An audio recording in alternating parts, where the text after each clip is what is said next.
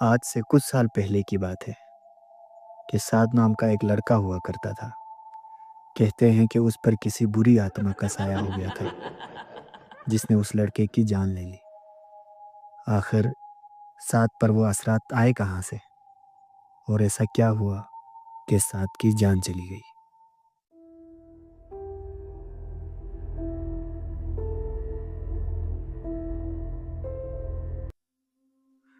میرا نام احمد ہے، میں سعد کا والد ہوں۔ میرے گھر کے پیچھے ایک بہت پرانا قبرستان ہے جو انگریزوں کے زمانے میں بنایا گیا تھا، جس میں آج بھی انگریزوں کی قبریں موجود ہیں۔ میرے گھر کے کمروں کی کھڑکیاں اسی قبرستان کی طرف کھلتی ہیں، اور میرے گھر کی چھت سے بھی یہ خوفناک قبرستان صاف نظر آتا ہے۔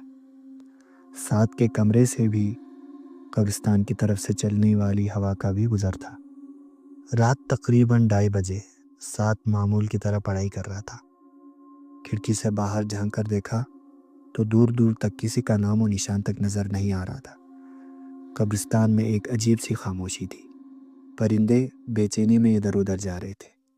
اچانک کتے بھونکنا شروع ہو گئے، جیسے کسی غیر انسانی مخلوق کو دیکھ لیا ہو۔ سعد ان آوازوں سے پریشان ہو کر کھڑکی بند کرنے کے لیے جا رہا تھا۔ اسے بالکل بھی اندازہ نہیں تھا کہ اب جو منظر وہ دیکھنے والا ہے وہ اس کی زندگی بدل کر رکھ دے گا۔ سعد کھڑکی کے پاس پہنچا اور اس نے دیکھا کہ ایک عورت نے میلی کچیلی چادر پہنی ہوئی ہے اور کتے نے اسے گھیر رکھا ہے، اور وہ عورت قبرستان کی طرف جا رہی ہے۔ سعد تشویش کے عالم میں اپنے گھر سے باہر نکلا اور اس عورت کے پیچھے گیا۔ اتنی دیر میں وہ عورت قبرستان کے اندر تک جا چکی تھی۔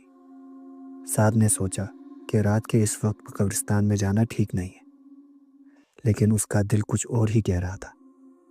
بس پھر وہی ہوا جس کا ڈر تھا۔ سعد اس عورت کی قبر تک پہنچ گیا، اور اب وہ اس عورت کے سامنے کھڑا ہے۔ سعد نے اس سے پوچھا کہ تم کون ہو اور اتنی رات کو یہاں کیا کر رہی ہو؟ اب انسانی ہڈیاں چاٹ کھانے جیسی آوازیں آتی ہیں۔ اس عورت نے بغیر مڑے اپنی پوری گردن پیچھے گھما لی۔ اس کا خوفناک چہرہ سعد کی طرف تھا اور باقی کا جسم دوسری طرف۔ سعد نے یہ سب دیکھ کر اپنے ہوش و حواس کھو بیٹھا اور پاگلوں کی طرح وہاں سے بھاگا۔ بھاگتے بھاگتے جب وہ قبرستان کے دروازے تک پہنچا تو اس کا پیر ایک پتھر سے ٹکرا گیا اور وہ زمین پر گر پڑا۔ سر پر چوٹ لگنے کی وجہ سے وہ وہیں بے ہوش ہو گیا۔ صبح ہوئی تو میں نے اپنے بیٹے سعد کو وہاں بے ہوش پایا۔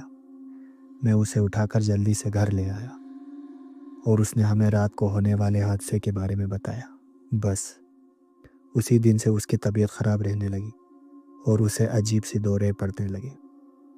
اس کی راتوں کی نیند اڑ گئی، اور کہتا تھا کہ اس کے کمرے کی چھت پر خون ٹپکتا ہوا نظر آتا ہے، اور وہ عورت اس کے خواب میں آتی ہے جس کی وجہ سے وہ ڈر کے مارے سو نہیں پاتا۔ اسی طرح دن گزرتے گئے، اور پھر ایک دن سعد اپنے کمرے سے نکل کر آیا۔ اس کے کپڑے میلے ہو رہے تھے اور ہاتھوں پر ناخنوں کے نشانات تھے۔ میں سعد کی طرف بڑھنے لگا کہ اچانک انسانی ہڈیاں چاٹنے جیسی آوازیں آئیں، اور سعد نے اسی عورت کی طرح اپنی گردن گھما لی۔ اب اس کی گردن میری طرف تھی اور اس کا جسم پیچھے کی طرف، اور دیکھتے ہی دیکھتے سعد کی لاش زمین پر گری ہوئی تھی۔